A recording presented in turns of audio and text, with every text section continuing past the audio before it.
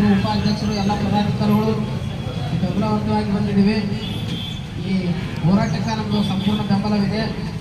ಏನು ಹೇಳ್ಬೇಕಪ್ಪ ಅಂತಂದ್ರೆ, ಈ ದೇಶದ ಒಬ್ಬ ಸೈನಿಕ, ದೇಶ ಕಾಯುವ ಸೈನಿಕಕ್ಕೆ ಯಾವ ರೀತಿ ಗೌರವ ತರಬೇಕು, ಅದೇ ಥರನಾಗಿ ಒಬ್ಬ ಪೌರ ಕಾರ್ಮಿಕ ನೌಕರರು ಕೂಡ ಇದು ಏನಪ್ಪ ಅಂತಂದ್ರೆ ಅವ್ರಿಗೆ ಸೇವೆ ಸಿಗಬೇಕು. ಯಾಕಪ್ಪ ಅಂತಂದ್ರೆ ಅಲ್ಲಿ ಅವರು ದೇಶ ಕಾಯದ ಯೋಧರು ನಮ್ಮ ವೈರುಗಳ ವಿರುದ್ಧ ಅವ್ರು ಹೋರಾಡ್ತಾರೆ.